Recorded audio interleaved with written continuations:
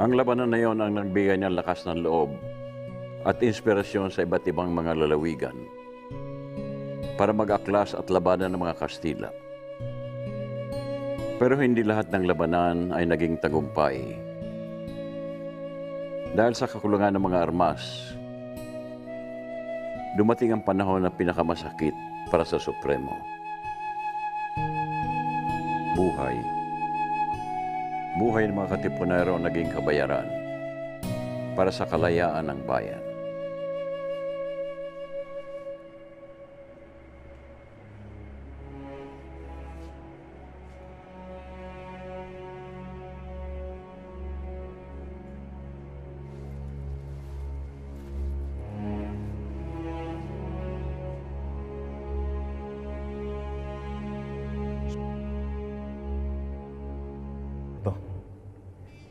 Ang tingin sa kanila yung mga tulisan, mga bandido. Sa tingin ko, walang kakayahan si Bonifacio para pamunuan ng revolusyon. Kailangan natin ng bagong liderato. Magsagawa tayo ng isang halalan. Imbitahan natin si Bonifacio. Bago natin pag-usapan ang planong pagpapatibay ng depensa, dapat sigurong desisyonan muna natin kung sino dapat mamuno dito sa Cavite. Magkaibang gusto na magdiwang at magdalo.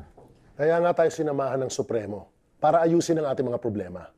Pwede nating itanong sa kanya kung ano ang mas mabuti para sa Katipunan. Nasaan si Emilio? Walang galang na. Mataas ang tingin ko sa Supremo dahil siya nagpasimuno ng revolusyon. Pero kung sa pagpapabuti ng Katipunan ang pag-uusapan, sunod-sunod na pagkatalo ng Katipunan sa Maynila. Hinay-hinay lang sa pagsasalita, Baldomero. Halos lahat ng mga Kastila ay nasa Maynila. Kami ang sumasalubong at umaatake sa mga sundalo. At kaya kayo nananalo dito sa Cavite dahil wala kayong masyadong kalaban. Tama na. Hayaan natin siyang matapos. Kailangan natin magtatag ng isang gobyerno. Ngunit ang Katipunan ang tumatayong gobyerno natin. Meron tayong mga batas na dapat natin sinusunod. Tandaan niyong lahat na hindi tayo aabot sa kinalalagyan natin kung hindi dahil sa revolusyon na inumpisahan ng Katipunan. Para maging patas at sa ngalan ng demokratiko, ating bigyang galang ang karapatan ng ating mga kapatid na kung sino ang karapat-dapat na maging pinuno ng ating gobyerno. Tayo ay magsagawa ng isang halalan. Kung magtatatag ng bagong gobyerno, walang ibang dapat na mamuno, kundi ang Supremo. Dahil siya ang nag-organisa at nagplano ng revolusyon. Madami tayong mga kapatid na nakipaglaban, nakipagdigmaan, na hindi naman kasapi ng Katipunan. Dapat lang nabigyang galang ang kanilang opinyon at karapatan upang malaman kung sino sa atin ang mamumuno. Nanganganib na ang mga bayan sa Cavite. Kung tiwala ang Supremo sa kanyang kakayahan, walang dahilan para hindi magdaos ng halalan at para marinig ang boses na nakararami.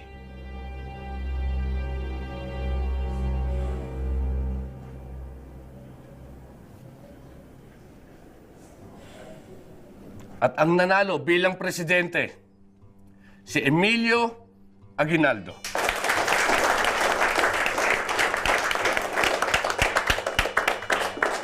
Magandang regalo ito para sa kanyang kaarawan. Dahil si Andres ang nakakuha ng pangalawang pinakamaraming boto, marapat lang na siyang italagang pangalawang presidente. Kailangan marinig ang boses ng karamihan. Sumasang-ayon ba kayo na si Andres na ang maging pangalawang presidente? Sangayon ako. Hindi sapat ang mga sumasang-ayon. Kinakailangan magsagawa tayong muli ng isa pang halalan.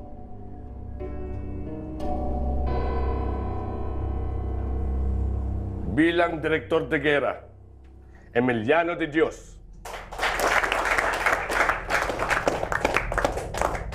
Bilang Direktor de Interior, Andres Bonifacio.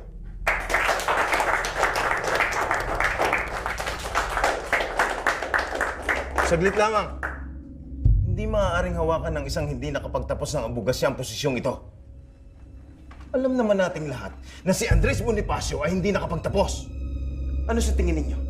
Magagampanan ba ito ng isang taong walang pinag-aralan? Tirona! Kanina mo pa ako iniinsulto! Hinahamon mo ba ako? Halika magduelo tayo! Supremo! Ha? Supremo, wag! Huwag mong gagawin yan! Andres, wag.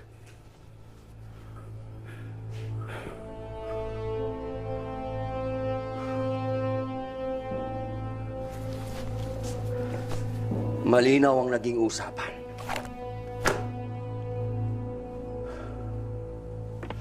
Nagkasundo tayo na gagalangin natin ang kalalabasan ng halalang ito. Pero kayo na rin ang sumira ng usapan. Bilang Supremo ng Katipunan, pinapawalang bisa ko ang halalang ito.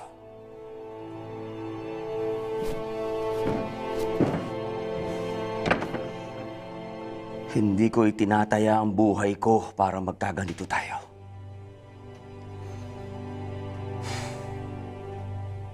Hindi ako ang kalaban.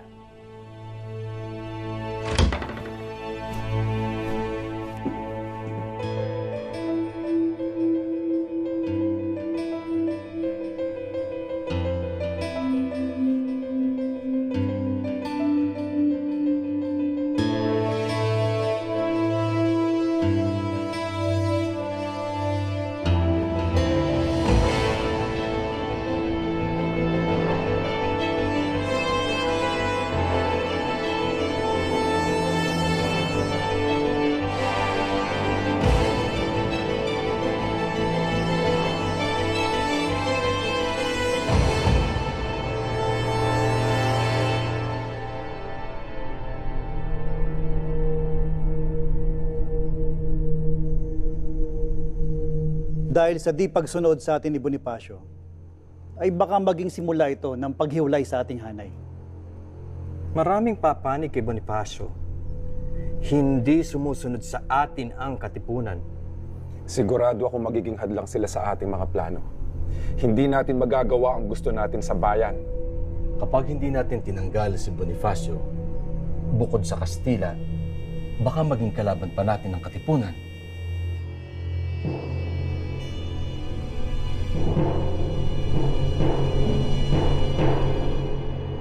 Dakpin, si Andres Bonifacio.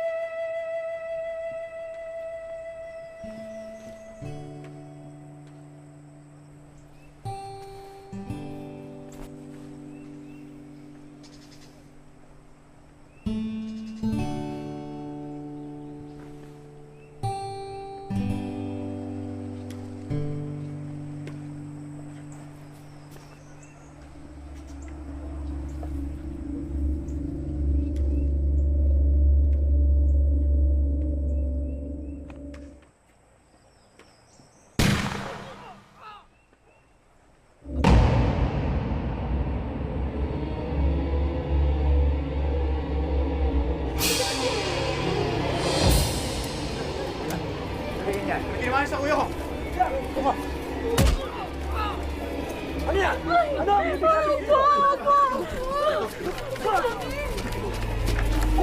Andres! Andres! Wag! Andres, wag! Wag! Wag! Wag! Andres! Andres!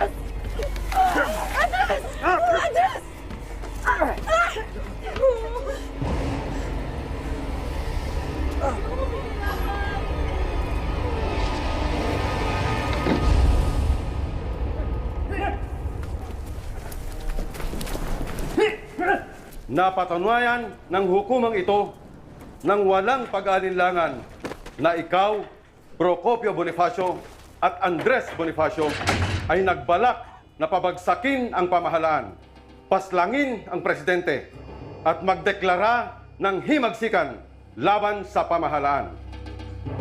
Kayo ay hinahatulan ng parusang naaayon sa inyong mga kasalanan.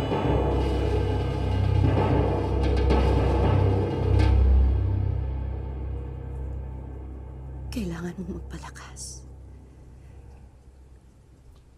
Hinihintay ka na ng mga kasamahan natin. Sabihin mo sa kanila, tuloy ang laban.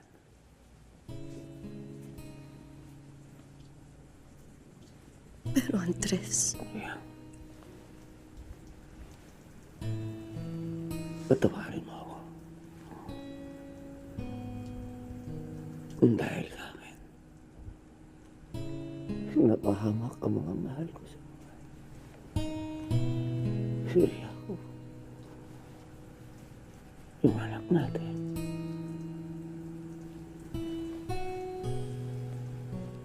huwag kang magsalita ng ganyan.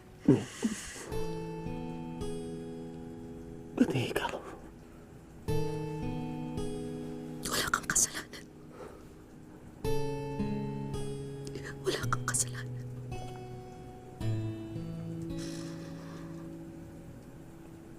Nanaginip ako.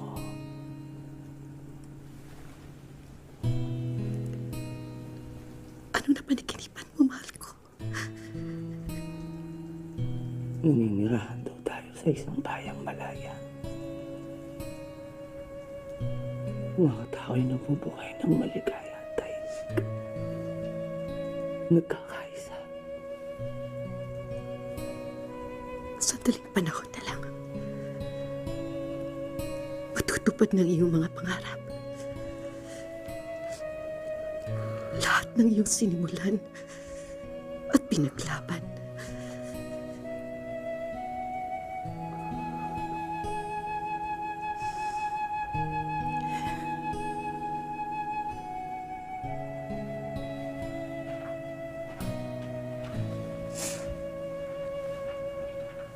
Gabi na.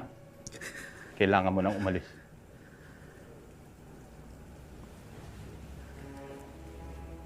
Mahal ko. Hintayin mo ako. Bukas pagising mo. Nandito lang ulit ako.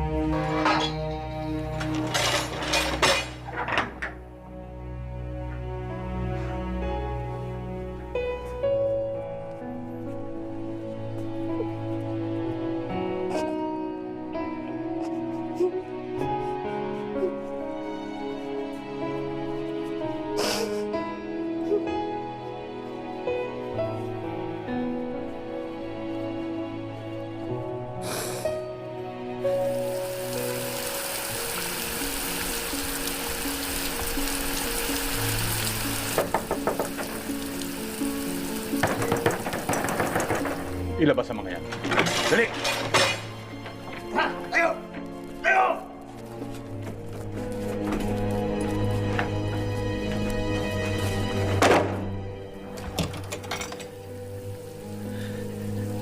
Kailangan ko makausap si Emilio.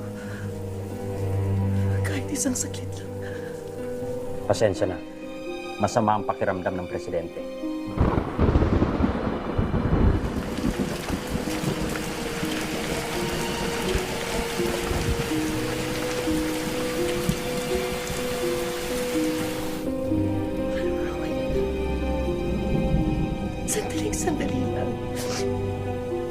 hirap ng aking asawa. Walang mahalagang hindi inihandog ng pusong mahal sa bayang nagkupkop. Dugo, yaman, dunong, tiis at pagod. Buhay may abuting magkalagot-lagot.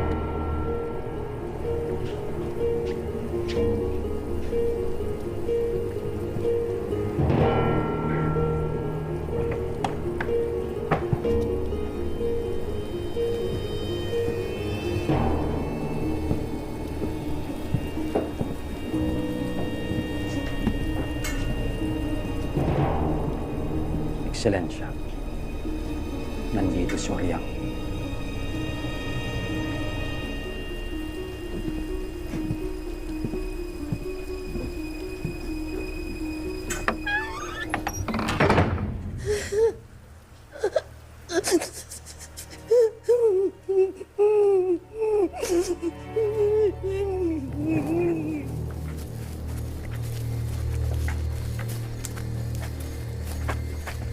Pagsak mo dyan.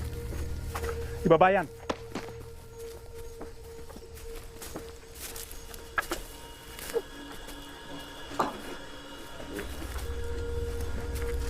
Itabi niyo sa kapatid.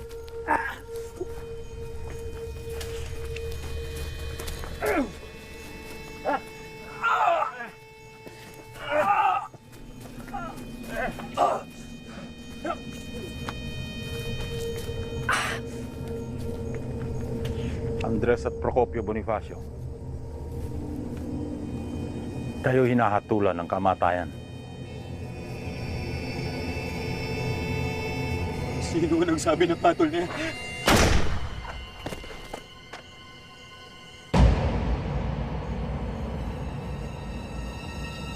Pagpamanhin mo na, kapatid. Tumutugon lang sa utos.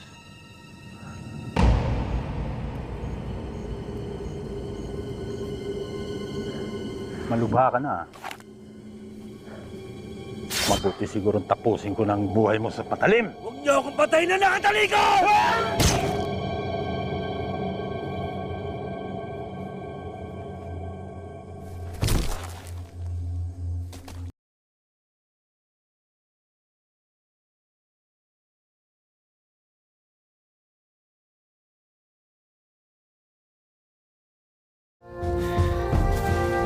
Hitik na ang kalayaan.